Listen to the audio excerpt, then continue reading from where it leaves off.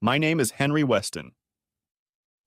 I am 36 years old at the beginning of this story and have been married to my sweetheart Jenny for 16 years. We have a 14-year-old daughter named Juliana. My height is about 180 centimeters and my weight is about 200. Mostly muscle gained from 18 years as a commercial and residential electrician.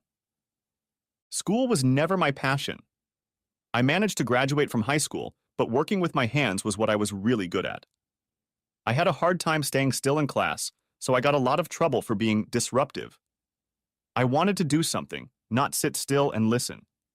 So right after high school, I took a job with a local contractor as an apprentice electrician. 4 years later, I easily passed the journeyman's exam, and 2 more years later, at the ripe old age of 24, I got my master's license. In my opinion, I'm a smart guy, but I don't like learning from books. I wanted to start my own business after I got my master's degree, but Jenny didn't want to take any chances. We had a young daughter, and Jenny was a stay-at-home mom, and she really liked having a steady check to rely on. So I continued to work at Alpha Electrical Contractors. I was making a good living. We were able to buy a house, and we each had a car, which we were now paying for in full. We were able to go on vacations, pay all our bills with no problem, and we had money left over for entertainment. We weren't rich, but we were comfortable, we were happy, and we loved each other. Well, at least I did. My best friend growing up was Tom. We met in Mrs. Collins's 3rd grade class when his family moved next door, and from that day on, we were practically inseparable. We played sports together, went on double dates, and in high school, we even got jobs at the same fast food restaurant. Tom was more of a smart guy. While I was pulling cable and bending pipes as an apprentice electrician, he was getting a business degree from Stanford. While I was working on my master's degree, he was getting his MBA. He has a great job, even though he works long hours and makes a lot more money than I do. But he is single and lonely, so he spends a lot of time with me and Jenny. We've tried to make a relationship with him, but nothing has come of it. He comes over for dinner a few times a week and often talks about how jealous he is of my family. Money can buy a lot of things, he said, but you can't buy the love of a family. I agreed with him every time. I loved my wife, and my daughter was the apple of my eye. My daughter and I were very close. I taught her a lot, even though I had much higher hopes and dreams for her myself. But, I reasoned, it never hurts to know a thing or two about electrical repair. Next chapter. My world came crashing down in August. When I got home from work, I found Tom's car in the driveway. This wasn't unusual because, as I said, he often came over for dinner and sometimes ended up at my house before I did. Usually when I entered the house, Juliana was the first to greet me. She would hear my truck pull up to the house and would be sure to wait for me at the door. It didn't happen every day, but often enough, so when I walked through the door and she wasn't there, I'd ask Jenny where she was so I'd know. "She's at Danielle's," Jenny replied. I noticed the look on her face. Tom was sitting on the couch, and the look on his face was exactly the same. Something was definitely wrong. "What's going on?" I asked. And then Jenny uttered those 4 words that every man dreads hearing from his wife. "We need to talk." Having just come home from an open construction site in the middle of August, I was pretty disgusted. "Okay. Do you mind if I take a shower first?" Jenny nodded, and I continued on to the bedroom and showered. I pondered the possibilities. Could she be pregnant again? It had been a while since we'd talked about kids, and in fact, we'd discussed a lot of things we could do when Jules left home. We hadn't had anything in a few weeks. Something kept getting in the way, or she just wasn't feeling well when I tried to initiate. But it hadn't been more than 6, 8 weeks, so the math worked. So if she accidentally got pregnant, that would certainly be cause for concern, though I hoped she knew I would be happy to have another baby. But why did Tom have to be here for that? Maybe she'd told him first to see how I'd react. Maybe someone was seriously ill. I had no family. All my grandparents were dead. My father died when I was 11, and my mother died about 10 years later. They divorced when I was a toddler due to my mother's infidelity and my father's inability to come to terms with it when she finally left. My father was killed in a car accident, crashing headfirst into a tree. He was completely sober, and there were no skid marks on him. Later, I didn't realize what that meant. Perhaps one of Jenny's parents or her younger sister Liz had problems. I conceded that it could be Jenny or Tom themselves, but figured I should have learned something by now. Obviously, this was just speculation, and there was nothing left to do but go downstairs and find out what was wrong. I got dressed and joined them in the living room. In retrospect, I should have noticed that they were sitting side by side on the couch, and I was sitting alone on the chair, but it didn't occur to me at the time. Henry, you are a wonderful man and have been a faithful husband and hard-working provider for so long, Jenny began. This was not a good start. Henry, Tom and I have fallen in love with each other. I'm sorry, but I'm asking for a divorce. And if I had ever imagined what it would be like to be hit in the chest with a cinder block, what I felt at that moment would be very approximate. I was stunned, but the words weren't coming. So Jenny kept talking. I hope we can do this the easy way. We would like to stay here so that Juliana can continue at the same school. I don't want to disrupt her life any more than necessary, but we just can't go on like this. I managed to find my voice. You slept with him? I managed to ask. She bestowed a wry smile on me, and her answer was a knife in my back. Of course I slept with him, Henry. I was still trying to recover from the blow to my soul I had just received. I had always thought we were happy together. Sure, we had our problems, like all couples do, but nothing that would cause a breakup.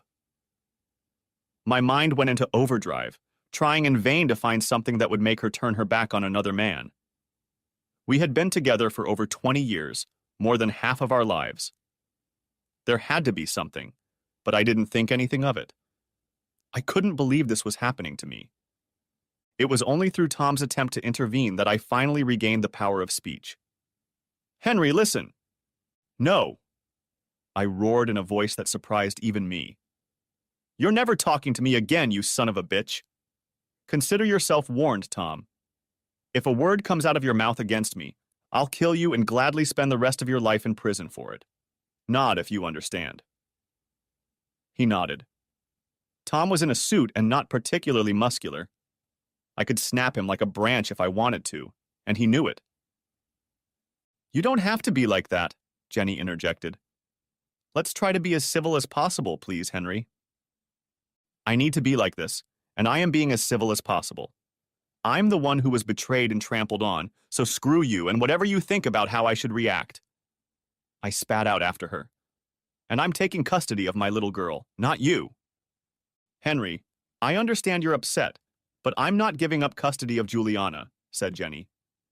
We can work out a fair visitation schedule so you can spend a lot of time with her, but she will stay with us so that her life can be as normal as possible.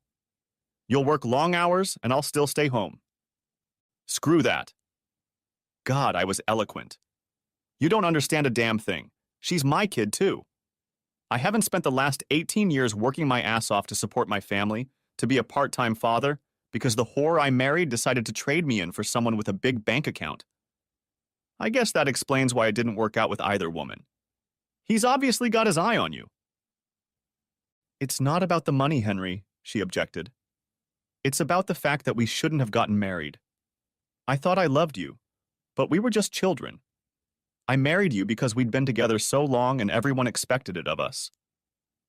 And I tried to be a loving wife to you, but as I got older, I realized there was something more to me, and I found it with Tom.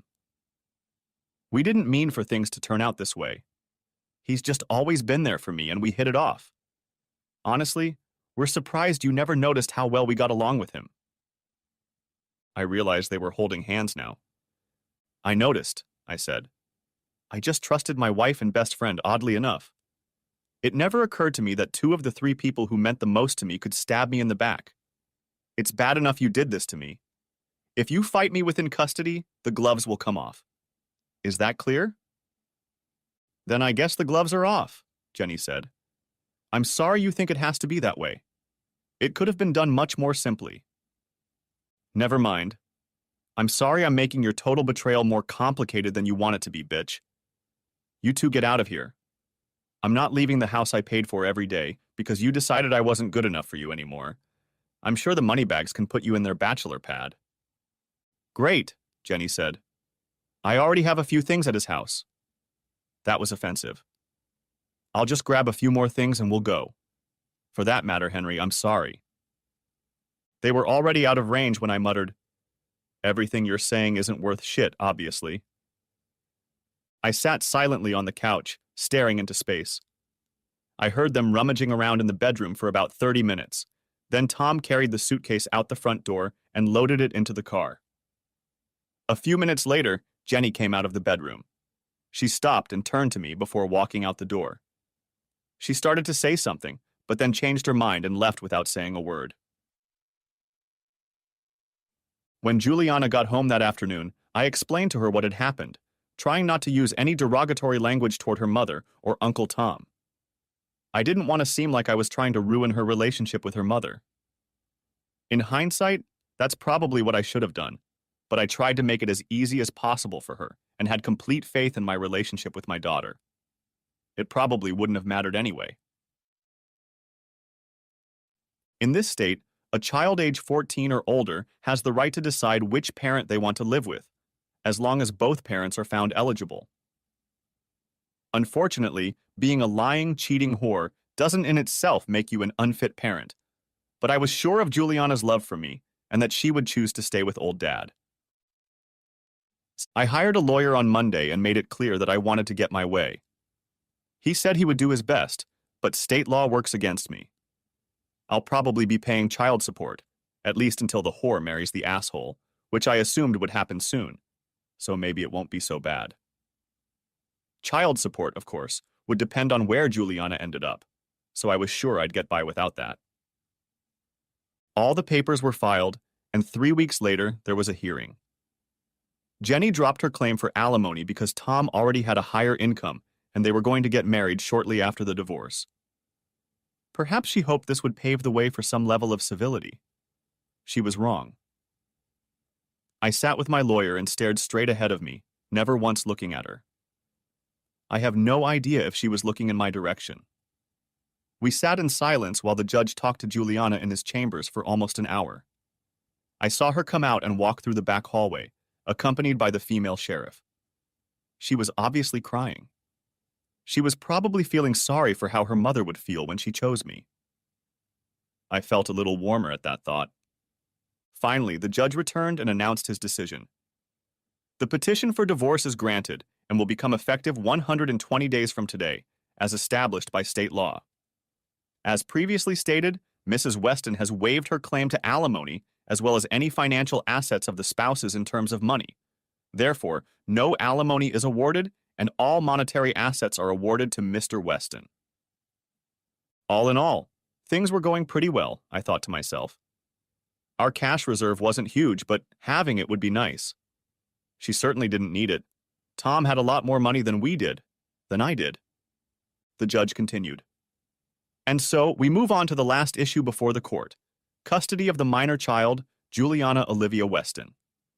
I have spent the last hour in conversation with Miss Weston. Let me emphasize that this is a very difficult situation for a child to have to choose between her parents, and her choice was made only after careful consideration of all possible consequences. At her request, I make the following ruling. Mrs. Jennifer Weston is granted custody of the minor Juliana, as well as ownership of the home, so that Juliana can continue her education in the same school district and environment. What the hell? She chose the whore over me.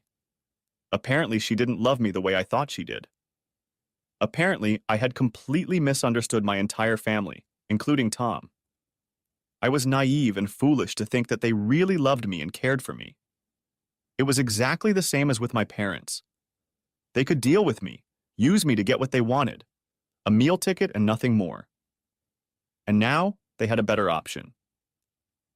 The judge kept talking, something about equality, child support, visitation, and other things, but I didn't hear anything, and it didn't matter.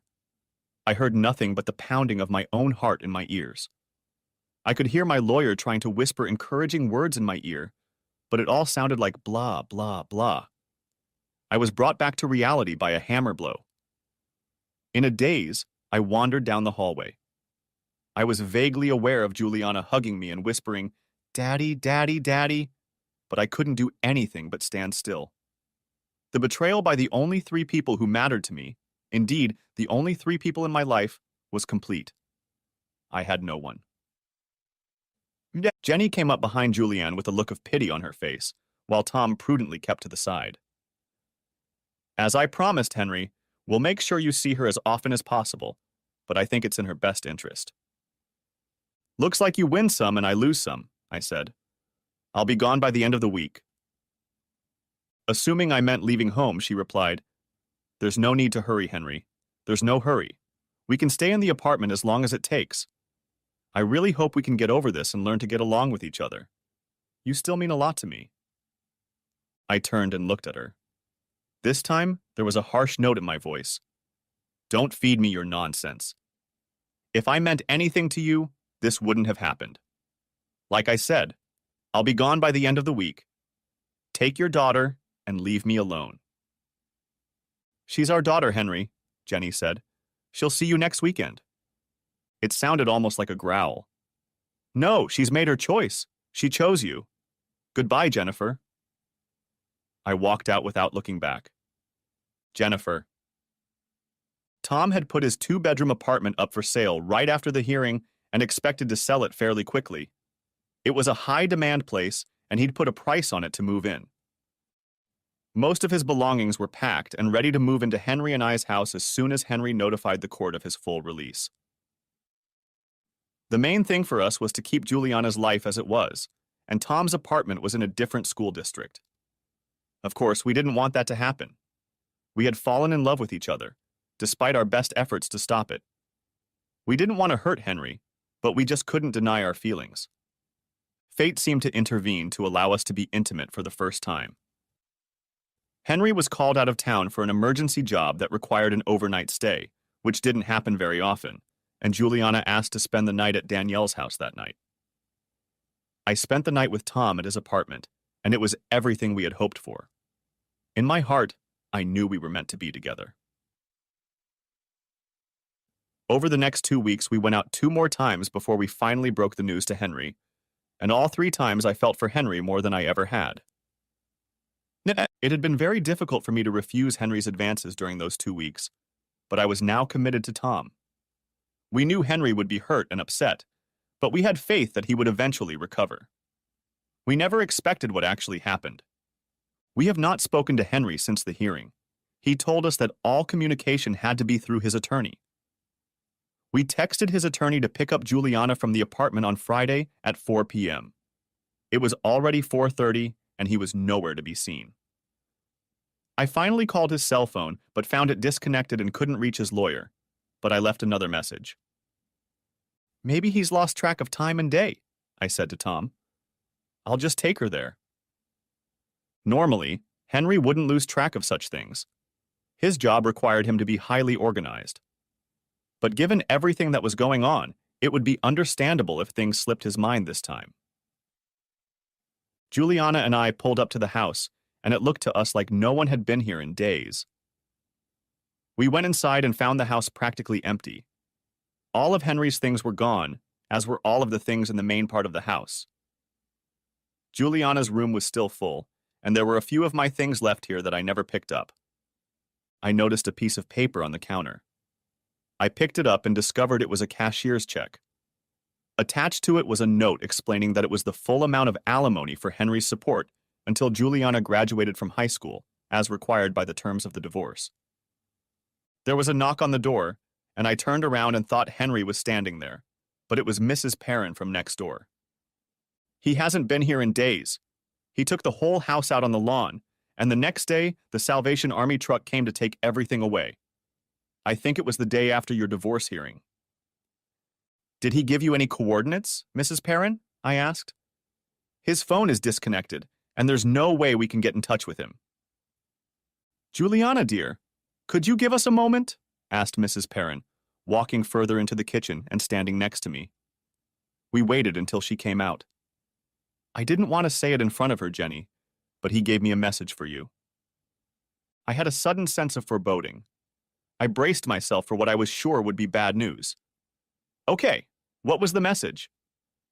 He said that the next time I see you, if you ask where he is, I should tell you that he will see you in hell. I'm sorry for my language, and I'm very sorry, darling, for all that has happened. Tears rolled down my face. He was gone. He paid child support, gave away everything he had that he couldn't carry, disconnected his phone, and walked away, leaving his daughter without a word. He said he was leaving, but I assumed he meant leaving the house, not our lives. He referred to Juliana as your daughter, but I thought it was just in a fit of temper. Mrs. Perrin left, and Juliana came back into the house. She saw tears streaming down my face. What's wrong, Mom? I had no other answer. Any hope that this was a mistake or that everything would be okay was gone. I felt like I had no choice but to be brutally honest. He's gone, baby. I'm sorry. Juliana flared up with anger. You did this. You drove him away, entertaining his best friend and abandoning him. My father is gone, and it's all your fault. She burst into tears. I grabbed her and enclosed my sobbing daughter in my arms. I'm sorry, sweetie. I never thought this would happen. But things couldn't go on the way they were. I wish things could have been different, but you just can't do anything about it. We collapsed on the floor of the abandoned kitchen and cried, tucked into each other's shoulders for what seemed like hours, though it was actually about 10 minutes until we were finally able to get our emotions under control. We walked back to the condo in silence, and Juliana immediately went to her room and slammed the door shut, bursting into tears again. What happened?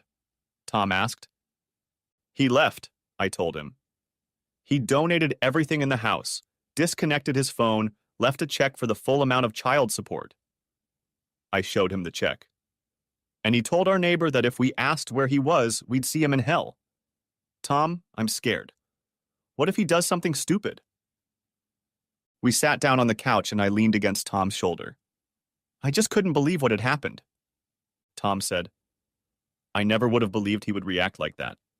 He was always the one to handle a crisis. When we were being silly and smashing beer bottles outside the school one night and then the cops showed up, we all scattered, but there was no chance of escape.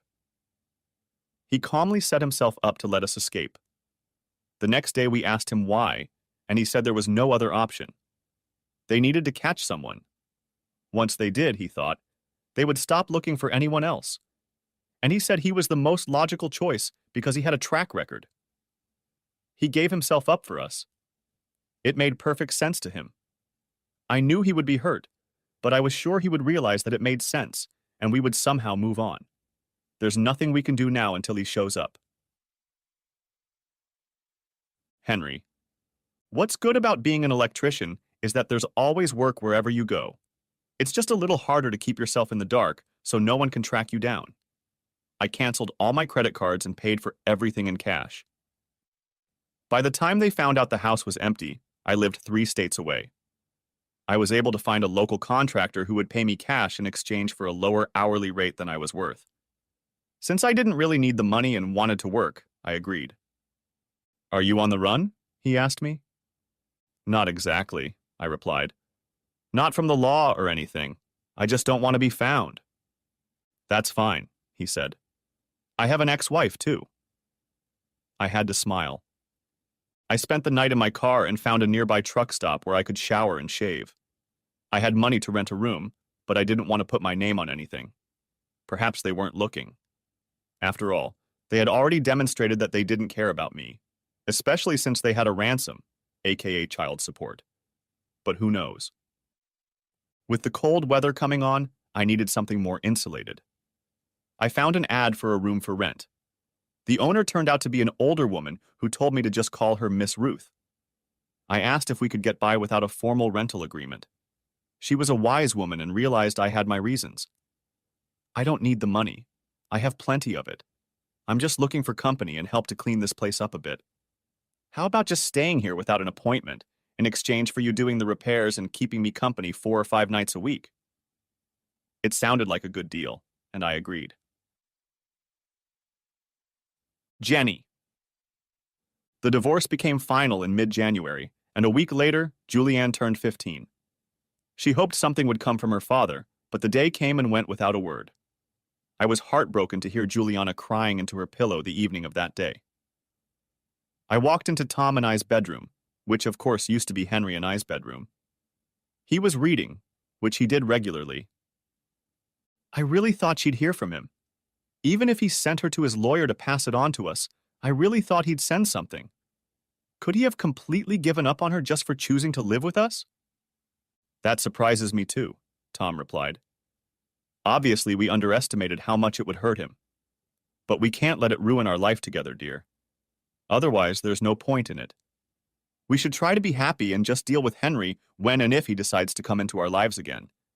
But maybe we should consider having Juliana see a counselor. Yes, I think you're right. Since it doesn't look like he's coming back, we'll have to help her come to terms with the fact that he's gone. Henry. I was with Miss Ruth for almost 3 years, just going to work and coming home. I was home with her almost every night. I didn't feel like going out, and I certainly didn't feel like picking up a woman. It was January now, and I had celebrated my 40th birthday less than 2 months ago. And no matter how hard I tried to put my old life out of my mind, it still popped up from time to time.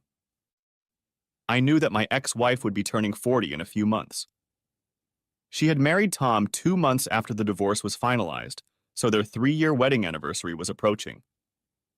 I had been following the wedding announcements in the online version of the local newspaper and had gotten pretty drunk the day I saw her show up. I also knew that my ex-daughter was turning 18 at the end of this month and that she was graduating from high school in June. I briefly wondered about her college plans, but quickly put all thoughts of those conniving people out of my mind, and I suddenly felt like drinking. Juliana. Juliana had been driving since she was 16, so when she turned 18 and discovered the new car we had given her in the driveway, we quietly let her pick up a few of her friends and spend the day at the mall. We got to the point where we no longer expected anything to come from her dad on her birthday, but continued to harbor a faint hope. But the day passed again, and nothing came. Juliana. Graduation day. Sitting among the 347 kids in my high school's graduating class, I quietly cried about what my life was supposed to be like. My mom and dad should still be married and sitting together, waiting for me to walk across the stage. It was one of the goals we had talked about for years, and we were supposed to share it together. Perhaps it was selfish, but that's how I felt. Of course, Mom was happy.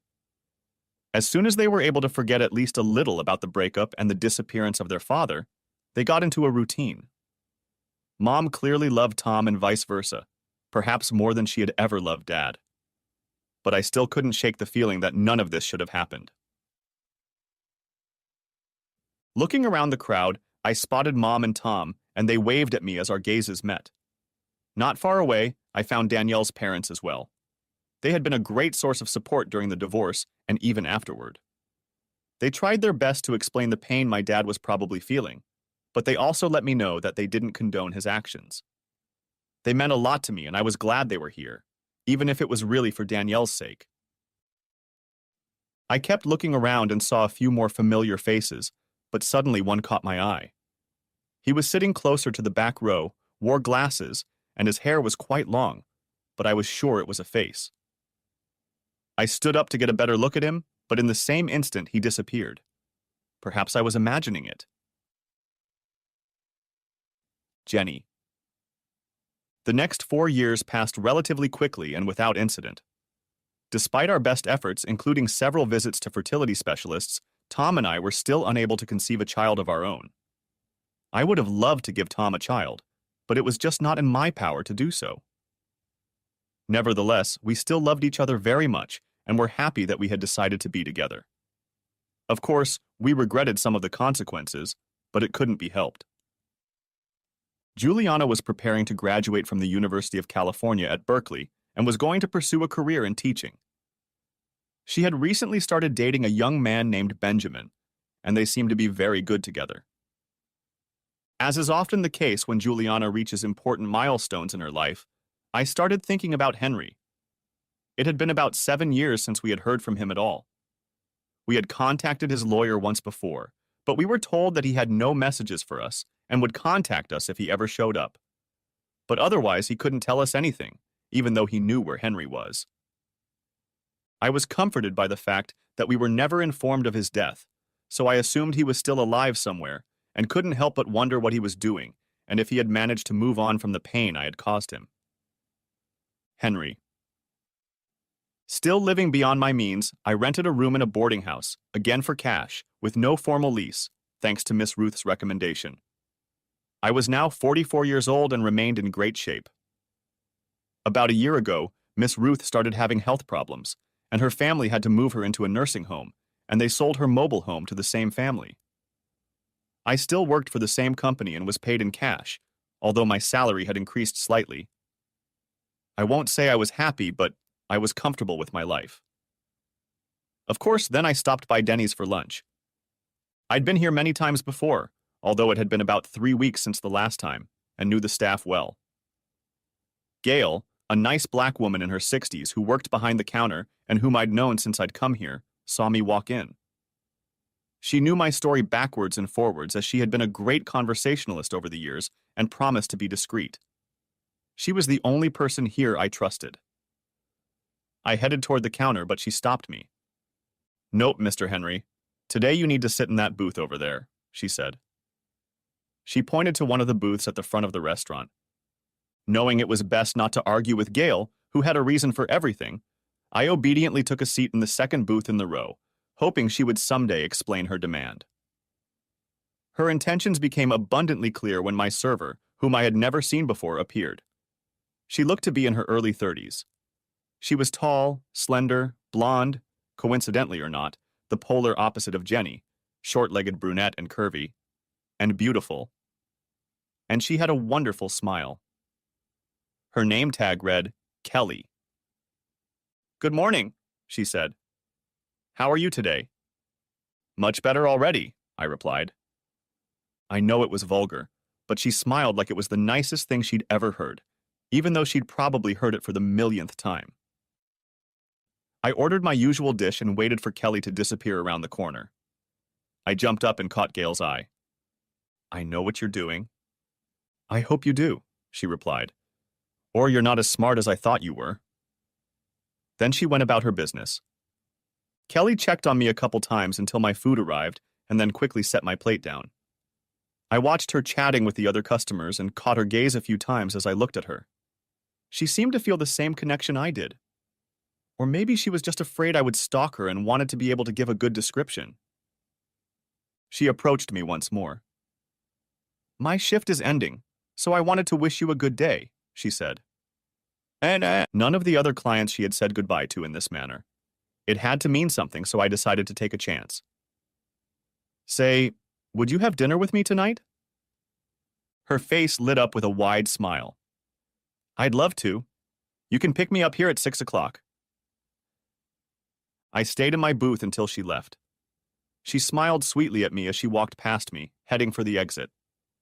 I immediately headed over to the counter to talk to Gail, who I was pretty sure lived here.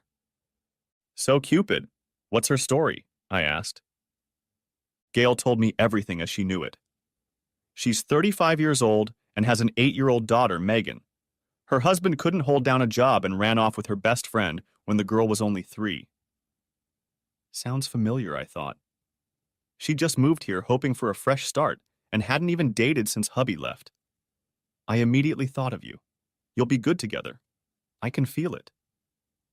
"Does she know you set us up?" I asked. Gail only smiled mischievously. She would never tell me. I arrived at Denny's at 5:45, not wanting to be late, with flowers in hand. I sat very nervous in a booth near the door waiting for her to arrive, and promptly at 6 o'clock, Kelly appeared at my back. She was waiting in the back room. She was nervous and didn't want to wait in her apartment, she said. She was wearing a white floral print dress and pink high-heeled shoes that almost reached my height. She was wearing only a little bit of makeup, and she looked absolutely beautiful. And I told her so. "Thank you very much, that's very nice," she said. "You look very beautiful yourself." She took my hand, and we walked the 2 blocks to Maggie's Steakhouse. I know it's a romantic notion, but Kelly's hand really felt like it belonged there. Maybe it's just that it's been so long since anyone has been there, but that's not how I felt. We were seated in a double booth sitting across from each other. Gail said she was 35, but today she didn't look much older than 25. Her blonde hair was mostly loose, but she had some of it braided. I found myself in a quandary. I wanted to know everything about her, but I wasn't really interested in talking about what I used to call my first life. In my mind, the person who lived the first 37+ years of my life wasn't really me, or at least the me I was now. I was sometimes asked if I had children, and I always answered no, because as far as I was concerned, when Juliana chose to be my mother, she replaced me with Tom. Of course, I wish I could say that I really believed all of that, but I knew that some part of me still loved and missed her. It was just buried deep, deep beneath all the pain and anger. So to limit my exposure, I tried to keep the conversation going as long as possible. "So, how long have you been working at Denny's?" I asked. That seemed like a safe place to start. "Just a couple weeks. I've worked before, and I really like interacting with people," she replied. "And they give me day shifts, so I can work while my daughter is at school." "How old is your daughter?" I asked. I knew the answer. Gail had already told me. But I wanted to make sure I got the information directly from Kelly, and not a third party. "She's 8, and she's the light of my life," she said. "Her name is Megan, and she's so smart and beautiful. Do you have kids?" Shit. "No, I don't," I tried to say as normally as possible. And technically it wasn't a lie, because I don't have kids. As far as I knew, I used to have them, but not anymore, at least not in this lifetime. "Do you like kids?" asked Kelly. "Because any man who comes into my life has to be willing to be a father to Megan. That doesn't mean I'm after them. I'm perfectly fine on my own. But I'm not going to find myself in a situation where me and my daughter is separate from me and my husband. We're going to be a family and we're going to act like a family. Does that make sense?"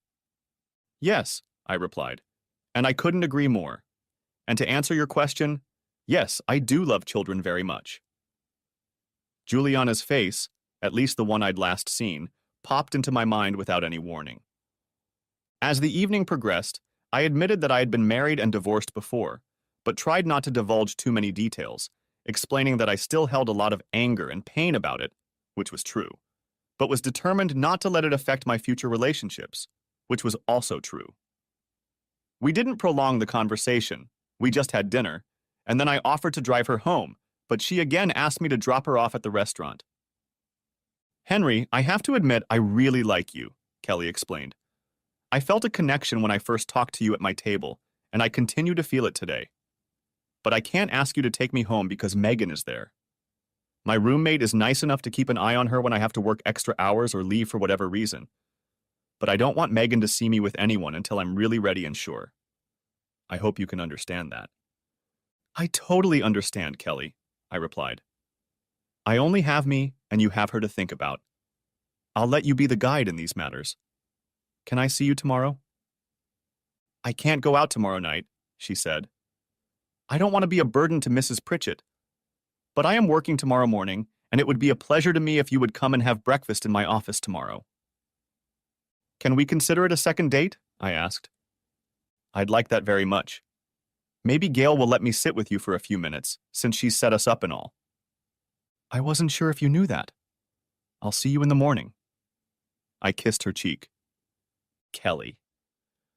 I had been at work since 7 in the morning. The school has an early morning program that allows me to pick her up before I get to work. And we were busy this morning, but I knew Henry would walk through the door at about 7:45. I felt him before I saw him. All my tables were taken, so he sat at the counter with Gail until one was vacated, at which point he jumped up and took it before it was even fully vacated. I really wanted to spend time with him, but I was at work, and that was my first priority, but I was able to spare 5 minutes to sit with him. He reached across the table to me, and I took both of his hands in mine. "I'm sorry I don't have more time to sit with you." "That's okay. I know you're working. When can I take you out again?" "Like I said, I don't like to take advantage of Miss Pritchett's kindness. How about doing something in 2 nights?" I think I can wait that long too. If only I can come to breakfast and see you in the interval. You'd better. I've got to get back to work. Yeah, I have a few things I have to do today. I'll see you tomorrow. I stood up and gave him a quick kiss on the cheek. Thank you for stopping by my place. It means a lot to me. We both smiled widely as I walked away. Henry. 2 days later, I picked Kelly up at Denny's again, but this time we went to a country western-style bar and grill on the outskirts of town. We danced a few times, and Kelly was often invited to dance while we took a break. To my infinite joy, she declined all offers, making it unequivocally clear that she was here with someone, and all the spots on her dance card were reserved for me. It reminded me that when Jenny and I went to dances, she thought nothing of dancing with other guys, and I didn't mind. But Kelly said no on her own, no questions asked, and I really appreciated that. As the night went on, we danced closer and closer. Later, we kissed, right there on the dance floor, and she said, "I think it's time for us to go back to your place." So we did. We went back to my place and did it until she had to leave to be home by midnight, like she promised her babysitter. I refused to drop her off at the Denny's that late. Either I would drive her home or she would stay with me. Her daughter would have gone to bed by now anyway, and I didn't want to risk Kelly's safety. She let me drive her back to the apartment. Kelly. We had been together for about 2 months now, and Henry had been so patient. He came to my work almost every day, and we met about once every 3 or 4 days. Miss Pritchett assured me that she would be happy to watch Megan anytime, but I still didn't want to do it too often. We also managed to get together occasionally when I was free from work and Megan was still in school, but that was infrequent because I tried to schedule as many of my errands as possible when Megan was in school. We both realized that Gail had pushed us to meet, and we both noticed the look she would throw at us saying, "I told you so." I was really falling for him and decided it was time to take the next step in our relationship. "How would you feel about having dinner at my place tomorrow?" I said. "That would be great," he replied. "Would it be just the two of us?" I paused briefly to build tension, then smiled and said, "No. Megan will be there if that's okay with you." "Kelly, honey, I'm not just okay with it, I'm thrilled. But are you sure you're ready?" "Yes, I think it's time. She loves stuffed animals." Henry. I arrived on time, carrying a small green teddy bear in my hands. I was nervous as I knocked on the door. The door was opened by Megan herself, with Kelly standing just a few feet behind her. "Good evening. You must be Megan, the lady of the house." Megan was wearing a pastel pink dress with braids in her hair, secured with pink ribbons of the same color. Kelly was wearing yoga pants and a light sweater. She straightened her hair. It had a natural wave. "Yes, sir, that's me. Please come in." I was very impressed with her manners. "Thank you, Miss Megan. Say, perhaps you could help me with a problem?" I took the bear in my hands. "I have a friend who needs a place to live and someone to love him. He can't stay at my house. It has a very strict no-bear policy. Maybe you'll agree to take care of him for me?" Megan took the bear cub from my hands. "I have lots of friends he can meet. He'll be happy here." She ran off to deliver her new friend to the bedroom. "That was cute," Kelly said, giving me a quick kiss. "She loves plush animals. Her room is full of them, and they all have names. I don't know how she manages to keep them in order." I hugged her and kissed her even tighter, but immediately broke the kiss when Megan walked into the room. "These are my best friends," she announced. I was introduced to Isabel the raccoon, Susie the tiger, and Conrad the zebra. I shook each of their hands, paws, hooves, while introductions were made, and then Kelly asked her to please remove her friends. "Conrad?" I asked. "She heard that name in a commercial and liked it for some reason," Kelly explained. "The next friend that came into our family was named Conrad." We sat down to dinner, and the conversation was mostly led by an 8-year-old girl who really liked the sound of her own voice. But it was a pleasure to listen to her, and again Juliana's face came to mind. This time, it was the 8-year-old version of her. I felt my eyes start to mist up, and I quickly pulled myself together, hoping Kelly didn't notice. After dinner, Kelly and I sat on the couch, talking and holding hands as we watched Megan play with a few of her friends, including Bobby, the newest member of her family. Quite suddenly, Megan stopped and looked at me. "Are you going to be my new daddy?" Kelly started to interject, but I stopped her. "I'm on it, honey." I motioned for Megan to stand in front of me. "Megan, honey, I really like your mom, but I'm not going to lie to you, okay? Your mom and I are still just starting to get to know each other, and we're a long way from deciding anything. Not only that, but I have another beautiful girl that I need to convince, because if I ever marry your mommy, in a way I'm marrying you too, right? So your mommy and I will be spending a lot of time together while we decide what we're going to do. And there will also be times when it's just your mommy and me. It's not that we don't want you with us, but sometimes adults need some alone time. But as soon as mom and I make any decisions, you'll be the first to know, I promise. Is that okay with you?" "I think it's okay," Megan said. "Promise I'll be first?" I nodded. "Okay. Now can I have some ice cream?" Kelly stood up and handed each of us a scoop of ice cream, which we ate at the table. All of this brought back so many hard memories that I had tried my hardest to avoid for years. My eyes were moist again, and this time I was sure Kelly had noticed it, but neither of us said anything. Finally, it was time for Megan to go to bed. My heart increased 3 sizes when she asked me to read her a bedtime story. After a rousing version of Sleeping Beauty, I kissed her forehead and said goodnight. When Kelly and I returned to the couch, she asked about the little speech I'd given Megan about me being her daddy. "That was a great answer," she said. "Like you had it rehearsed." "Yeah, kind of," I said. "I made some inquiries online about how to date a single mom and how to answer questions like that. I took their advice and thought through what I wanted to say when it came to this. I'm glad it worked out for me." "You did a great job. I think she really likes you." She put her hand on mine.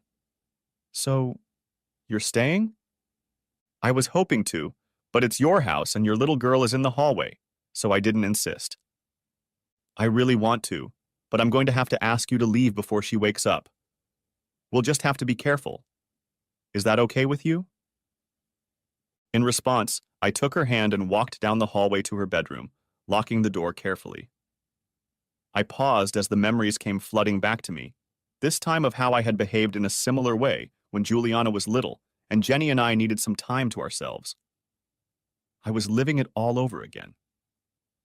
Part of me was grateful for a second chance and that I could do it right this time, and part of me was terrified that the outcome would be the same. I couldn't go through that again. Everything went according to plan. Kelly and I spent about 3 hours of intimacy again. There are no words to describe making love to Kelly. Her skin is perfect and so soft. When I entered her for the first time tonight, her moans spoke clearly of the pleasure she was experiencing. She especially loved doing it missionary style, as did the fact that we looked into each other's eyes and kissed as I went in and out of her. And when she climaxes, it's felt with her whole body, making her walls clench on my shaft. It's almost impossible for her to climax without involving me in the process. When we were done, she looked in on Megan and found her sound asleep and cuddled up with her new bear friend, Bobby. I got dressed and left, pleased that it had gone so well and anticipating more time with Kelly. Kelly. I was relaxing in Henry's bed. Megan had slept over at a friend's house last night, and I had the day off today, and Henry was off to work. It's been 8 months since Henry and I met, and we are madly in love. Well, I definitely am, and I'm sure he is. I spent the night in Henry's room. We've been together almost every day during this time, and I expected him to propose any day now, and he'd get an enthusiastic yes when he finally did. I'll spend my time here until Henry picks me up for lunch, and then he'll take me home, and I can be there when Abby's mom brings Megan home this afternoon. Out of boredom, I started looking around Henry's room. He didn't have a lot of stuff, and we didn't spend a lot of time here. We were usually at my house because of Megan. This was actually only the second time I'd been here alone, and the first time had only lasted 20 minutes while he ran to the store to get milk. Standing in the center of the room, I could see almost everything. There was his home office, a small desk and filing cabinet, the full kitchen, microwave and stove on the counter next to the sink, the closet where he kept his clothes, and of course the double bed we had enjoyed using last night. I flipped through the clothes hanging in the closet. I'd worn a few of his shirts as nightgowns after he'd taken them off at my house. They always had his scent on them, and I loved inhaling it when I slept. In the corner of the closet, I happened to notice a box of papers. It didn't have a lid, and I saw that it wasn't very full, and I wondered why these things weren't lying among his other folders. I'll admit, curiosity took over. I gave it a cursory glance and noticed that all the dates were stamped years ago, even before he moved to Texas.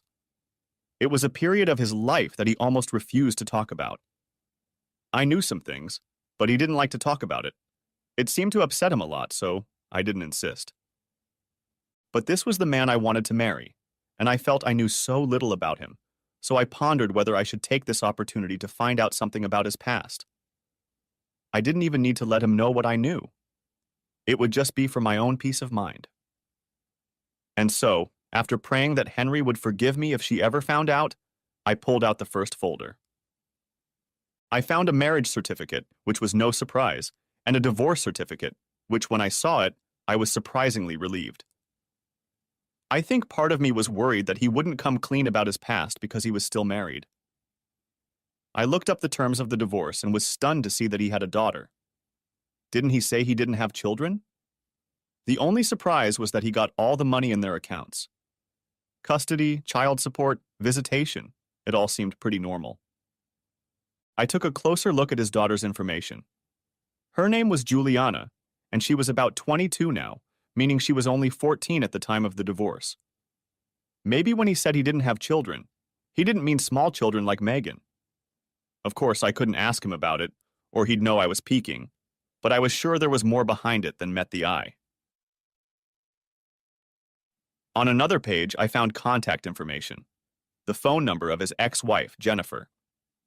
I quickly boxed everything up and put it back where it belonged. Maybe Gail knew something. She'd known Henry for years. I'd start there.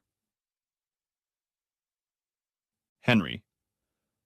I stopped by to pick up Kelly for lunch, and she didn't seem the same. Distracted is the best description. Are you okay, honey? You seem to have something on your mind. No, baby, I'm fine. Just a little tired. You wore me out a little last night. She smiled at me. I let it pass, but I wasn't completely convinced. Kelly. The next morning, I got to work early, so I had time to talk to Gail. Gail, what do you know about Henry's life before he moved here? She turned to me quickly, and there was a gleam in her eyes. When she spoke, there was concern in her voice. Why do you ask, girl? I accidentally found something in his apartment last night. Did you know he has a daughter? He told me he doesn't have kids, and he won't tell me about his past. There must be some reason he created all this separation from his old life. Kelly, baby, you need to get over it. I've known Henry for a long time. He's a good man and he'll take care of you. But if you get to that point, you might not like what happens. Trust me. Let it go. So you do know something. Please, Gail. I love him so much. Help me. She just shook her head and said, Leave it alone, honey. Let it go. Part of me really wanted to take her advice, but the more I thought about it, the more convinced I was that I couldn't do it. He came over for breakfast as usual, and I tried my best to act normal. We discussed our plans for the evening before he had to leave for work. I gave him a kiss and sent him on his way. When my shift was over, I went back to my apartment to think about it some more. Sitting in my apartment, I realized that I had to find out what made Henry leave his daughter. I had to know because I had a daughter of my own. She loved Henry like he was her father, and he seemed to love her like she was his own. And if he could keep one daughter, with the right circumstances, he could do it again. And until I knew what those circumstances were, I didn't think I could put Megan's heart at risk. I was her mother, and she came first, even above my own happiness. Since Gail hadn't said anything to me, and Henry had made it clear he wouldn't say anything either, I had only one course of action. Jenny. The caller ID said, private number. I was used to answering calls from unknown or blocked numbers, just in case it was Henry. But picking up the phone, I was no longer hopeful that it wasn't a telemarketer or some other junk like it usually was. Hello? Yes, hello. I'm trying to reach Jennifer Weston. I almost hung up. Someone who calls under my old last name is almost certainly trying to sell me something and using outdated information. But something in the tone of the voice, in its uncertainty, made me wait. Well, it used to be me, though now it's Holloway. Who's calling, please? Mrs. Holloway, my name is Kelly. We've never met, but... She took a deep breath. But I'm dating your ex-husband, Henry. Did I hear that right? I just stood there with my phone pressed to my ear, not believing what I had just heard. I thought about what I would say if something like this ever happened. But at the moment, I couldn't formulate a coherent thought, let alone words. Mrs. Holloway? I'm so sorry. Please call me Jenny. You caught me off guard. Just give me a moment, please. I hung up the phone and rubbed my face as if waking up from a dream. I wished Tom was here. He would have known what to say, or at least helped me figure it out. But he was still at work. I managed to pull myself together and picked up the phone. Kelly, I'm sorry to keep you waiting. It's just... I understand, Jenny, Kelly said. I don't know much, but I know you haven't heard from him in a while. 8 years, I replied.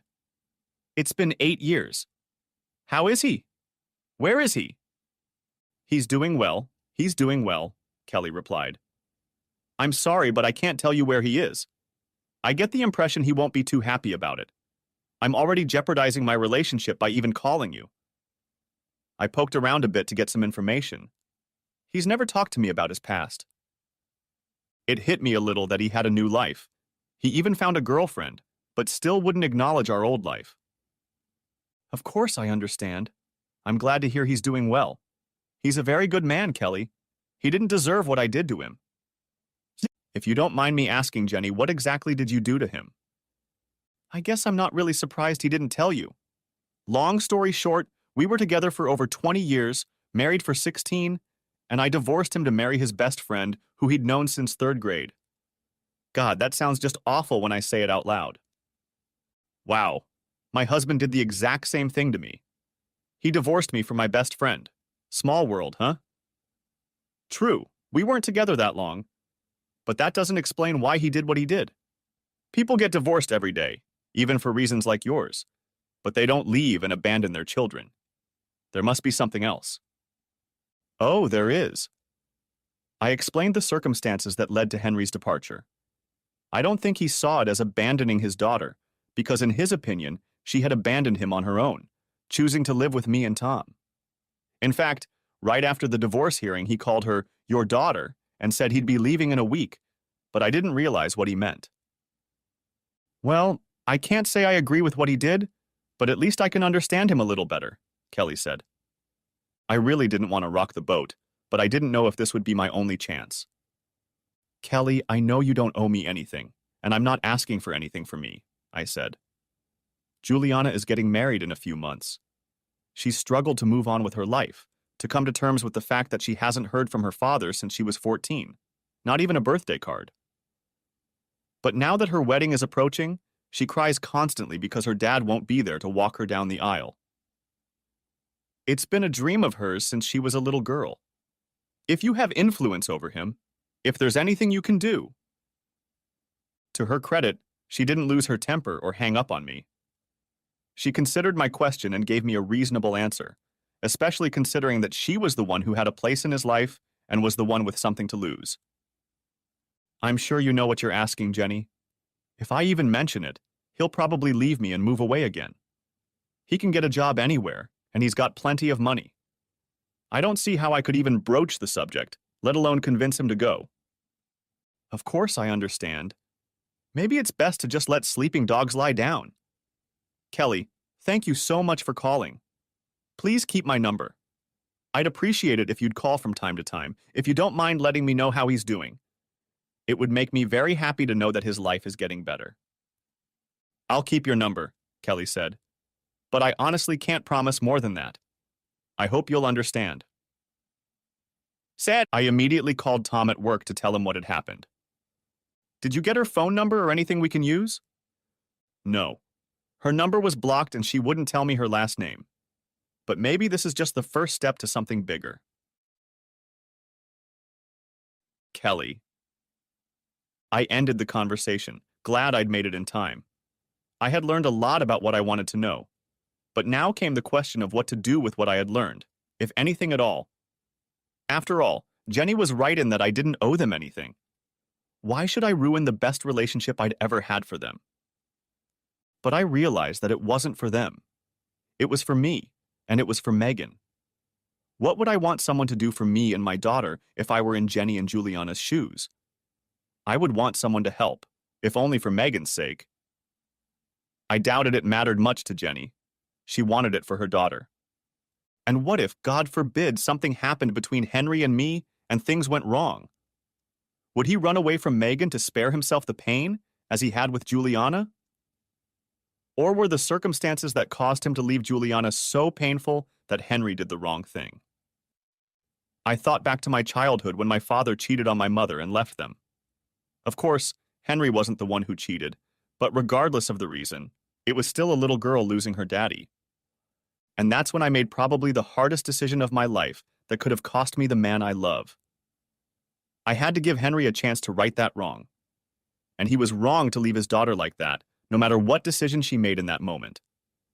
How else could I trust him with Megan's heart? But I couldn't just ask him that. It would be too easy for him to walk away again, while Juliana was just a name from his past. No, he needed to see her, to recognize what he'd done and who he'd left behind. The next day, after my shift, I called Jenny again. Kelly, I didn't expect to hear from you so soon. Does this mean anything about Henry? She asked.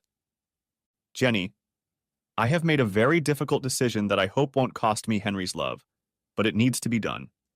I need to ask you for 2 favors. First, I need Julianne's phone number. Second, I'm going to tell her where it is, but I have to swear she'll keep quiet and ask you not to press her on the matter. If I have any chance of continuing my relationship with Henry, I can't let you know where he is. Maybe someday, but not now. Can you do that? Of course, replied Jenny. It's only Julian that worries me. And considering that everything you're planning requires some expense, Tom and I will pay for everything. She gave me Juliana's number and then asked for a few minutes so she could warn her daughter before I called. I waited 15 minutes before I worked up the courage to call and speak to my man's daughter for the first time and not under the best of circumstances. Good afternoon. This is Juliana Weston. Is this Kelly? Yes, that's her, I answered. Obviously, your mom explained what's going on. Yes, and she's already emphasized that anything you tell me about my father is to be kept from her. I'm sorry for the way things have turned out, but I understand, and I'm willing to do whatever you ask. You need to fly to Austin International Airport, the sooner the better. I'll pick you up there and take you to your father. You'll stay with me while you're here, and I think we'll just see what happens. Can I ask you something? Asked Juliana. Why would you risk your relationship for me? It's not like you even know me. That's a fair question, Juliana, Kelly said. I was you once, and my daughter is you now, just a girl who wants a father in her life. I just think some things are so important. I need to know the man I hope to marry, and I need him to make things right with you. While we were talking, Juliana went online and booked a plane ticket to Austin for tomorrow. She emailed me the itinerary, and I picked it up myself. Now all that was left to do was wait. Henry. I was tired when I got home from work and was surprised to find my girl waiting for me. I pulled her to me. Where's Megan? Do you really want to know? You know what, it doesn't matter, I decided. We had an amazing night. I was madly in love with this woman, even more than I was in love with Jenny, which, as much as I hated to admit it, gave me some insight into why Jenny made the decision she did. But they had done it behind my back, and that revelation did nothing to lessen my anger and hatred for them. When I brought Kelly to her apartment, I almost asked. I had the ring in my pocket and all, but I wanted it to be something more special. It was definitely going to happen soon. Closing the door, she looked at me with a look bordering on melancholy or bitterness. I hoped everything was okay.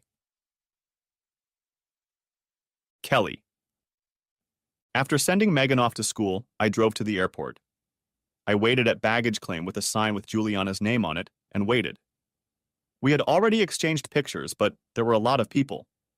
I looked closely at all the women who looked like the one in my picture, but as soon as I saw Juliana, I knew it was her. Sure enough, as soon as the same woman saw the sign, she smiled and headed straight for me. "You must be Kelly," she said. "I'm Juliana. God, you're even prettier in person than you are in the picture. Now I see why Daddy likes you." "How sweet of you," I replied. "You're very pretty yourself. You have Daddy's eyes." Juliana smiled. "Are you ready to see your dad?" "I've been ready for 8 years. I hope it goes at least half as well as I imagined." We loaded into my little car and headed home to Marble Falls, the small town where Henry and I had settled and met. When we got to the outskirts of town, I pulled over and, putting on the speakerphone, called Rosie, the dispatcher for Henry's company. "Rosie, can you tell me where Henry is working now?" "Sure, Kelly. Hold on," Rosie replied. "He's at Bill's on the corner of 4th and Main. And Kelly, he's got a couple other things to do today, so if you're going to do him again in the back of his truck, make it quick." She giggled, hanging up the phone. I didn't have time to cut the call before that little bit came over the airwaves. I felt myself blush as Juliana smiled understandingly. "In the back of his truck, huh? Interesting." I was frisky and he looked so good, all sweaty and everything. I couldn't resist. As we pulled up to the intersection near the department store, I pointed to Henry's truck. "We'll have to wait for him to get out. I'll stand at the driver's door and you wait a few feet behind so the truck is between you and him." We waited there for about 20 minutes before I finally heard his voice talking to the department store manager as he exited the store. The time had come. I gave Juliana a thumbs up and waited. "Henry." I fixed the short in the wiring that was causing the bathroom light to flicker and headed out the door. I had 2 more calls to finish before I could get back to Kelly and Megan and maybe find the right moment to pop the question. I carried the ring with me, waiting for the right opportunity, though I would have to create one soon if one didn't present itself. As I rounded the corner where my truck was parked, I noticed Kelly's car parked behind it. Then I noticed her standing by the door of my truck. I fumbled in my pocket for the ring box and headed toward her. "Hey, babe," I called out. "This is a good, sir." Then I saw her, the other one, and all the pain and anger surged back into my consciousness. "Hi, Daddy." In an instant, I went through a whole gamut of emotions, none of which were positive. I felt the pain of betraying my family, fear of what Juliana's presence here might mean for the future, and anger at Kelly for obviously being the catalyst for all of this. I took a deep breath and then spoke sharply. "Juliana." I turned to Kelly. "I assume you found the box." She nodded. I looked at my watch. "Well, that was great, but I have 2 more jobs today and I'm burning daylight." I put the tools in the car and opened the door. "Daddy, I'm getting married." "Really?" I replied. "Congratulations." I paused, unable to suppress the anger that was burning inside me. "Try not to become a cheating whore like your mother." With those words, I climbed into the truck and closed the door. It didn't end there. Juliana stood at my window and pounded on it with her fists. "I saw you. I know you still love me and care about me because I saw you." She screamed to be heard through the glass, which I then kicked out. "What are you talking about, Juliana?" "About my high school prom. You were in the back and trying not to draw attention to yourself, but that was you. That's how I knew you still loved me." "I don't know what you saw there, Juliana, but it sure wasn't me." I started the car and pulled away. Damn it. I knew I should have cleared my life of all this, but I'd tried to be careful and save a few things just in case. And now, once again, my old life had reared its ugly head and come to destroy me. Once was not enough. I drove for about 10 minutes before I stopped to gather my thoughts. How could Kelly do this to me? I was happy as hell. I had finally, after all these years, found love, and I was happy. I should have known it wouldn't last. Happiness apparently wasn't my destiny, and this was the last time I would make that mistake. I had yet to have a man in my life who hadn't betrayed me, and there was no reason for things to be any different now. Finally, I pulled back and headed to my next job. I'd finish my calls today, and then I'd call my boss and let him know that my past had finally caught up with me and I was going to move on. He would understand. Kelly. Juliana was crying on my shoulder. For my part, I was completely shocked at how cold Henry had been. It was his own child, for heaven's sake. What she did wasn't so bad. Kids make choices like that all the time, so it was obviously more about him, the pain he was in. Henry had never been so loving toward Megan and me. It seemed so out of character for him. I put Juliana in the car and drove to my apartment. "You're staying with me for now. It was only a first try. I'll talk to him again when he gets home from work." I tried to reassure her, even though I wasn't sure of it myself. Henry. By the time I got back to the boarding house, it was 8:30 in the evening. To my surprise, neither Kelly nor Juliana were there waiting for me as I had expected. That was fortunate, as it would have made my departure smoother. Damn it. I really loved her and Megan. I didn't want to leave, but Kelly left me no choice. She'd gone out of her way to find my personal hell and bring it down on me again. Now they knew where I was and how I could trust Kelly after she'd done this to me. Damn it, damn it, damn it, damn it. Wasting no time, I pulled out my suitcases and started packing. All the furniture came with the room, so I only had clothes and a few personal items. The stuff Kelly had would just have to be lost. I ignored the knock on the door, but when I heard it open, I realized it had to be Kelly. She was the only one with the key. She closed the door and leaned against the wall, watching me for a few moments before she spoke. Running again?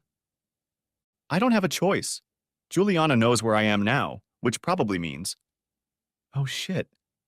I assume you've been talking to Jenny. Yes, that was the only contact number in your files. Luckily, she still has the same phone number. Yeah, how fortunate. My sarcasm was obvious. I guess now you know the whole humiliating story. Great. And she walked over to me and put her hand on my shoulder. She told me what happened, Henry. But you have nothing to be humiliated about. The same thing happened to me, remember? But I let it go, lived my life, and found happiness with you. Did the same thing happen to you? I don't think so. You weren't together for 20 years. It wasn't a best friend you'd known even longer. Your daughter didn't decide to scrap you alone in favor of the people who just ruined your life. So no, it's not the same thing. My voice started to rise. Say, you know me well, don't you? Maybe you can tell me what it is about me that makes everyone I love decide to betray and abandon me? Henry, it's not... Of course it is. First, my mom cheats on my dad and walks out on us, on me. Then good old dad can't stand it and impales himself on the nearest oak tree. Apparently, I wasn't worth living for. Then the powers that be send me back to the woman who abandoned me the first time. You can imagine how I was welcomed there by a new husband who never wanted children. But at least now he had someone to take care of the yard work and bring him beer. Henry. Of course, if I wasn't quick enough to do those or other chores, I'd get a smack on the head or something, which he could get away with without leaving a mark. At least until he decided that a few marks weren't so bad and could remind me to be quicker next time. What did Mom say when she found out what hubby was up to? She thanked him for trying to make something of her worthless child, as she so memorably put it. You were wondering about the scars on my back. Well, there you go. Honey, Wait, I'm not done yet. So I'm finally getting out of there, building a successful career and marrying the girl of my dreams. I have a close friend and a daughter I adore. And for a while, I'm doing pretty well. And then what happens? Well, now you know the answer to that question, don't you? Yes, two of the three people I lived for come together to destroy me again. Two people I should have relied on and trusted take my faith in myself and crumble it. But even then, I try to keep living, keep fighting the good fight. I still have my daughter, and surely she won't leave me, right? After all, her mom and good old Uncle Tom have each other, and her dad has no one in the world, so she'll probably choose to live with me so I can have someone to help me through this. We've always been close, so of course she'll agree. Wrong again. She caught a glimpse of what the others felt in me and turned her back on me too. She chose a tramp and her boyfriend over her own father. So tell me, Kelly, because maybe you've already caught it. What is it about me that makes everyone hate me so damn much? I wandered around the room, ranting about all the shit life had thrown my way. When I was done, I was already looking out the window and turned to Kelly when she spoke up. Henry, baby, Juliana doesn't hate you. She was going through what is probably the worst trauma for a child. She just wanted a little bit of normalcy, to know that no matter what happened, she could come home and her mom would be there for her like she always was. And she relied on promises that she could see you whenever she wanted, and that would be enough. How would you want the choices you made at 14 to be held against you for the rest of your life? I realized later that she was very right about the choices she made at 14, but I was too angry to let logic get in my way now. Why the hell couldn't you just leave it alone, Kelly? I was finally happy. I had you and Megan. I had put all that shit behind me. That life didn't interest me anymore, and I left to create one that didn't have either of them in it. I was finally looking forward to the future, and now you're opening that damn can of worms again. These people are nothing to you. Weren't you happy? Just tell me why. I'm very happy to be with you, baby, and I didn't want to look for anything, Kelly explained. But I love you, and I wanted to find out about you. When I looked in the box, I hoped I would only find out a few things about you so you wouldn't be such a mystery, but when I saw that you had a daughter and that you left her behind, I had to find out why. But why? Why the hell is that? A light bulb went off in my head. Ah, I see. If he's such a horrible person that he can abandon his own child, he can certainly abandon his stepdaughter. That's what you thought, right? She lowered her head, and my answer became clear. That's just goddamn great. Well, I'll save you the trouble of worrying about it. I'll be gone by morning. I've already ruined enough lives with my presence. So now you can join the club. You can be friends with my daughter and team up with the rest of the traitors. Maybe come up with new ways to hurt me. Too bad none of you will ever have to mess with me again. At least until I stop somewhere else and someone turns me in, just when I start to think I might be happy after all. Then the vultures will descend on me again. I thought I'd made my point convincingly enough, but all I'd managed to do was piss her off. Kelly. By this point, I had had enough of his antics. I loved him with all my heart, but I wasn't going to let him talk this crap and ruin our lives. So you think everyone spends their free time trying to ruin your life? That's the most ridiculous thing I've ever heard. Your daughter dropped everything to come here because she loves you and just wants her goddamn father to walk her down the aisle at her wedding so she can meet the grandkids. Your ex-wife, who you think hates the hell out of you, just wants to make sure you're okay and find some way out for her daughter. You know what, Henry? If you want to live your life in pain and anger and bitterness, that's your choice. I love you, and I want to spend the rest of my life with you, but I'm not going to be with a man who wants to wallow in self-pity. Okay, bad things happened to you, and I'm sorry they happened. You didn't deserve it. But bad things happen to a lot of people who don't deserve it. Did I deserve to have my husband leave me? No. But I accepted that it happened and decided to make the best of it. I had built a life with my daughter and hoped to build one with you, but apparently all you can count on is to run when the going gets a little tough. Now I was on a roll. Okay, yeah, I was worried you were going to leave Megan and me because you already did it once. But when I heard the story, I understood. I didn't agree, but I understood. But all of this could have been avoided If you had trusted me enough to talk to me and tell me about yourself. That's what people in love do, Henry. They talk. They trust. They share. I told you everything about myself, even the things I wasn't proud of, because I believed you wouldn't judge me, and more importantly, you'd take care of me. I didn't need this, Henry. I wanted this. Sometimes life and love are painful, just painful, but that's what makes them so good. So take your damn key. I threw the key at him as hard as I could, and it hit him right in the chest. It pissed me off that he didn't even flinch. Go ahead and run to find a place where you can just exist like you've existed for 7 years, instead of living like you've been living with me and Megan for the last 8 months. If that's what you want, then go find it. Walk away from the woman who adores you and another child who loves you. But I want something more, and I wanted that with you. But I think this is just another bad thing that's going to happen to me. I turned and walked out of his room without looking back, slamming that crappy little door behind me. I felt the whole building rumble from the impact, but I didn't care one bit. I wanted him to chase me and beg me to stay because I loved him so much. But I was telling the truth when I said I wasn't going to live with a man steeped in anger and bitterness. Henry. I watched as she sprinted out of the house and slammed the door behind her. Believe it or not, it was the first time I thought about the fact that I might have done something wrong. I had a right to protect myself, to shield myself from the people who trampled on my heart, right? Why did I have to obey them? It hadn't occurred to me what else I could be costing myself. And I'd already admitted to myself that I didn't want to leave. I needed Kelly and Megan. And maybe now I could get Julianne too, at least partially. Oh God, I'm gonna have to do some serious ass-kissing. I stopped my stupid packing and went outside.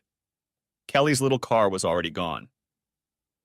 I could only hope she was headed to her house, but if not, I would stand at her doorstep until she got home and beg her forgiveness.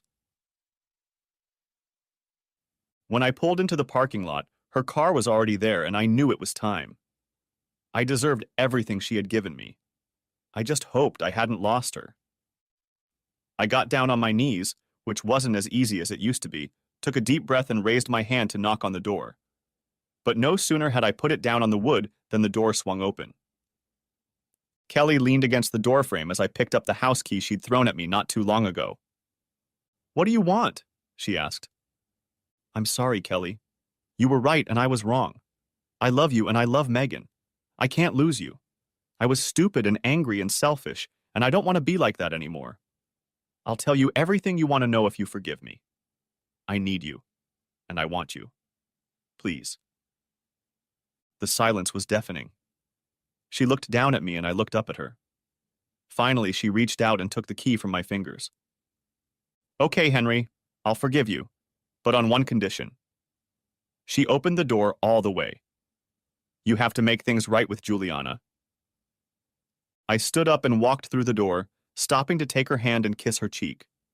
She squeezed my hand in return, stopping and kissing me on the lips.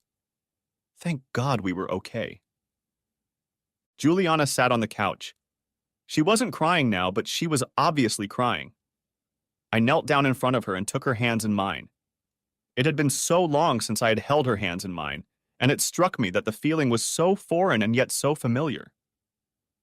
Emotions came over me in an instant, and my eyes glazed over before I even uttered a word. "Juliana," I began, "I'm sorry for being an idiot. I've been so angry and hurt by what your mother did that I couldn't see or think straight. After what your mother and Tom did to me, I believe that when you chose to live with them, you chose to betray me too, and there was no way I could stay after that. And so I left. I convinced myself that you wouldn't care since you chose them over me." "But Dad, I didn't—" Juliana tried to interrupt me, but I stopped her. "I know, baby, I know. But that's what I thought. That's what I felt. I was wrong. I know it now. Thank you." I looked at Kelly. Thanks to Kelly, I finally realized how wrong I was. And hopefully someday I'll be able to forgive myself. But today, I apologize to you and I promise that from this day forward, I will always be there for you. Can you forgive me, Juliana? Of course I forgive you, Daddy. I never held a grudge against you. I was just sad about what happened. I know how much Mommy hurt you. I just wanted you to talk to me first. Maybe you would have left anyway. Maybe you wouldn't. But at least I had a chance to tell you how I felt. But I forgive you, Dad. And I hope you can forgive me for choosing to live with Mom. Honey, that decision doesn't need forgiveness. I love you and always have. Yes, that was me at your graduation. We worked so hard to get to that moment that I just couldn't miss it. I saw you and I knew you recognized me.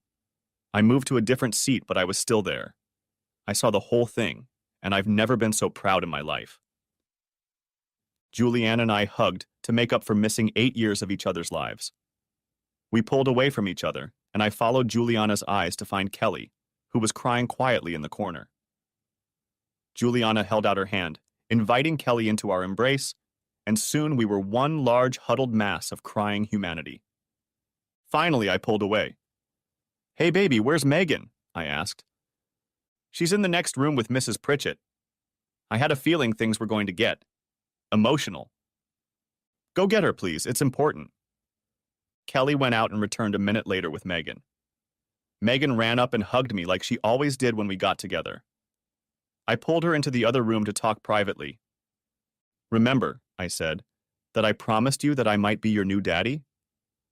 "That I'd be the first to know," she said. "That's exactly right. Look." I walked back into the living room. Kelly was sitting next to Juliana on the couch, and they were just chatting. I stood in front of Kelly and took her hands. "Kelly," I said, "honey, I want to thank you for loving me enough to do things for me that I can't or won't do for myself.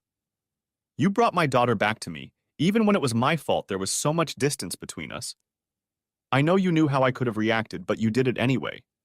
You cared more about what was best for me than you did for yourself. And if that's not love, I don't know what is. And what you did for me only made me even more sure of what I was already sure of." In one motion, I pulled the ring box out of my pocket and dropped to one knee. "Kelly, my love, will you do me the honor of becoming my wife?" Kelly's eyes widened, and her gaze immediately became moist. "Yes, baby. Yes, of course I will marry you." I slipped the ring on her finger, and then she pulled me to her and wrapped her arms around me. I looked at my daughters, both new and old. "Looks like you girls are going to be stepsisters." "Not stepsisters," Juliana corrected me. "Just sisters." That night I took my new family out to dinner, and we talked over the details of the wedding. We planned to go before the county justice of the peace as soon as possible. Neither of us wanted to wait. But that night, I started moving into Kelly's apartment. Next chapter. I thought I looked pretty good in a tuxedo. I know for a fact that Kelly looked stunningly beautiful in her light pink dress. She was 3 months pregnant and was just starting to show. The wedding was beautiful. Juliana looked like a princess, and Benjamin, don't call me Ben, was thrilled to see me and my daughter walk down the aisle. He seemed like a nice guy, though I didn't spend much time with him. But Juliana loved him, and that was the main thing. So far, I'd managed to deftly avoid direct confrontation with Jenny or Tom, though a couple times I'd glimpsed them across the room. In the last couple of days, as the final preparations for the wedding, including the rehearsal dinner, were underway, it was impossible to avoid them completely, but we were so busy that there was no time to talk. Both Jenny and Tom had put on a significant amount of weight. When Jenny was 36 and left me, she still looked amazing in a bikini, and her weight was around 115. Looking at her for the first time in 8 years, I was shocked to see that she had easily gone over 200 pounds. She said that life with Tom had been so good that she had become fat and happy. I suspected, and at the risk of sounding childish and petty, hoped she ate her guilt for what she had done to me. Kelly and I stood together, hand in hand, lost in conversation with a couple of Ben's relatives. Sorry, Benjamin, it would take some getting used to, and I didn't notice them coming up behind me. Hi, Henry. Her voice, which had previously been like a cacophony of angels in my ears, now struck me like fingernails on a chalkboard. Had her voice always been so high-pitched? I had forgiven Juliana, or rather made her forgive me, but my feelings for Jenny had not softened in the slightest, I realized. Nevertheless, for Juliana's sake, I tried to make a happy face. I turned to face her, them. Hi, Jennifer. Tom started to say something, but I held up my hand to stop him. Tom, do you remember what I said to you last time? Nod if you remember. He nodded. My feelings haven't changed. He turned to Jenny. Honey, I'll get a glass of punch. Would you like anything? She shook her head. No. Kelly added. I'll join you, Tom. I could use a drink. It was an obvious ploy to leave Jenny and I alone, and I watched them until they were out of sight. Once they were gone, we stood in silence for a while. I could have stood for ages without speaking to her again, but apparently that wasn't on the agenda. She spoke first. I was hoping that after this much time, things like this wouldn't happen anymore. I guess I was wrong. Wrong. Is there something you want, Jen? Yes, Henry. I want us to get through this. I want us all to be friends. Kelly is beautiful and you're so happy together. You're going to be a daddy again. I'm already a daddy again, I reminded her. I was referring to Megan, who I was going to adopt, which Jenny had been made aware of as early as yesterday. Yes, of course. I meant that even though we've been through a painful journey to get here, we're all happier than we were before. So I was hoping we could put the hard feelings behind us and move forward, if not as friends, at least in a friendly way. I'm afraid you're going to be disappointed, Jen. Do you know how much I loved you back then? She nodded. And just as much as I hate you and Tom now. And it hasn't made it any better. But why, Henry? It's been over 8 years. I realize we could have handled it better, but why is it still so strong? Then I'll try to explain it to you. First of all, I don't think I ever told you that my mother cheated on my father relentlessly. She would make her boyfriends pick her up from the house while my dad and I played games or whatever. My father tried to get her to stop, but she wouldn't, and he put up with it until she left him completely and divorced him to marry one of them. Shortly after that, he killed himself. I didn't know that. You told me your father died of a heart attack. Well, the truth confused me a little. But that's just the backstory. Jenny, I loved you and was in love with you. You were everything I ever wanted, and not once did you even suggest that I wasn't that for you. I thought we'd grow old together, enjoy grandchildren and everything else. But those dreams were shattered, and you made it clear that I was never what you really wanted.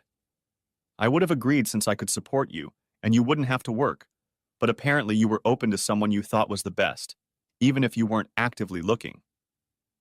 Do you have any idea how inadequate I felt? I felt like I'd wasted my life. I'm sorry. It's not that I didn't love you, Henry. I did. I just... not like that.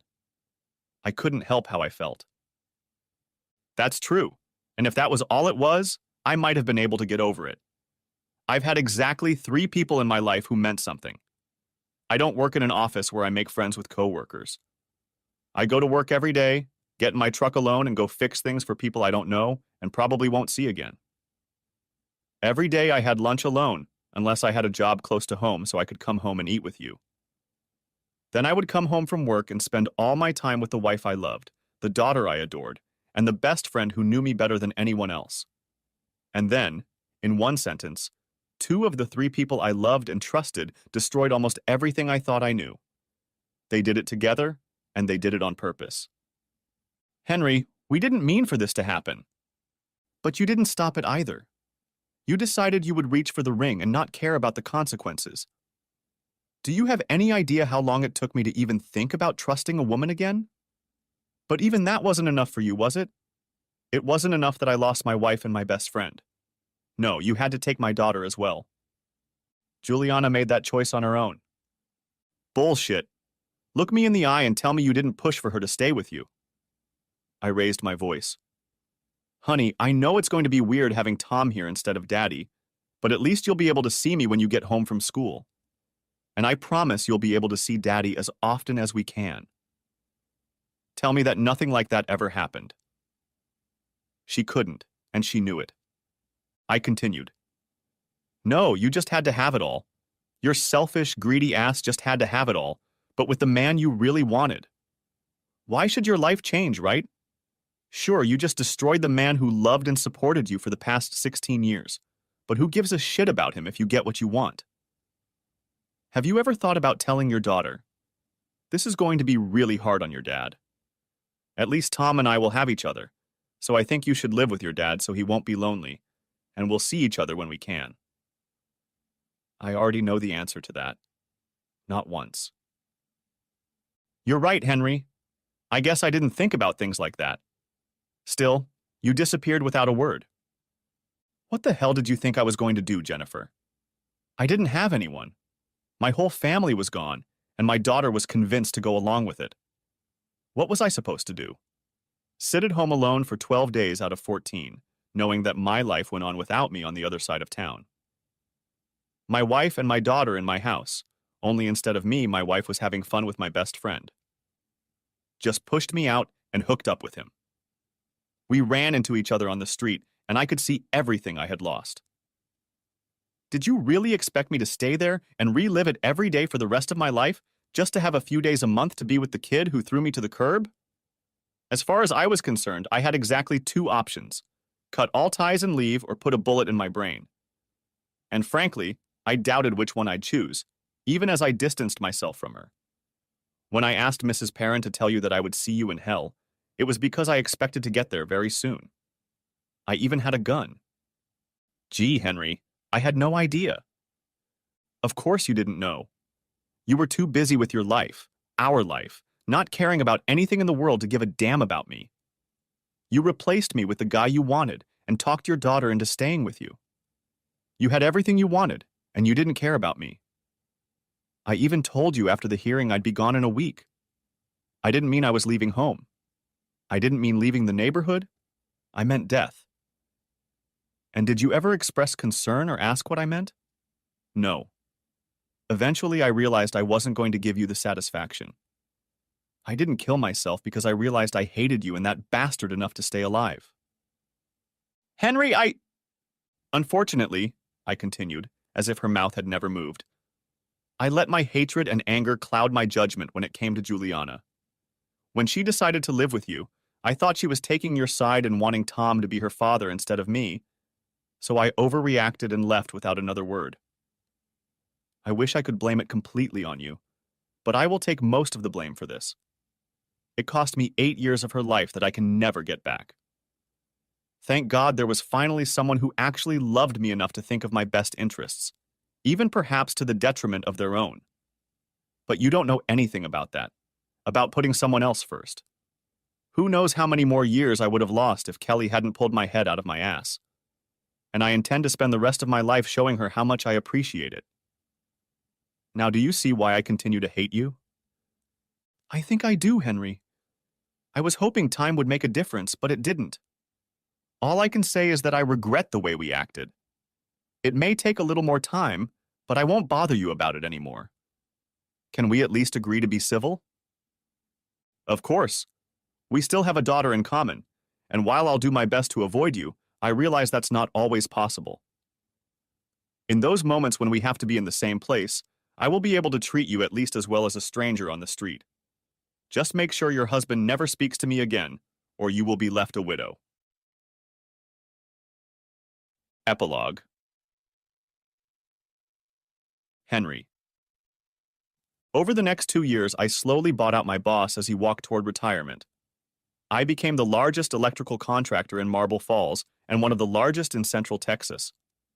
I was still out on calls a couple days a week, but I mostly switched to running the business from the office, and my lovely wife and 10-year-old daughter became my employees. Kelly handled appointments, I handled HR and projects, and we did paperwork together. Megan was an absolute joy and absolutely loved her new baby sister, Katie. As luck would have it, a year after the wedding, Benjamin was offered a promotion in the Dallas office. It's still about a 4-hour drive from us, but we get to see them about once a month for a weekend. They seem very happy and are expecting my first grandchild next year. I wish I could report that something terrible had befallen Tom and Jenny, other than their rapid weight gain, but it hasn't. Although I'm not interested in hearing about them, Juliana keeps Kelly informed about their lives, and Kelly mentions something to me from time to time. Kelly doesn't hate them like I do. Why would she hate them? She actually appreciates them for what they've done because it brought us together. She sends them a thank you card every year on our wedding anniversary. The end. Thanks for watching. I hope you enjoyed it. So subscribe to my channel and watch the next video.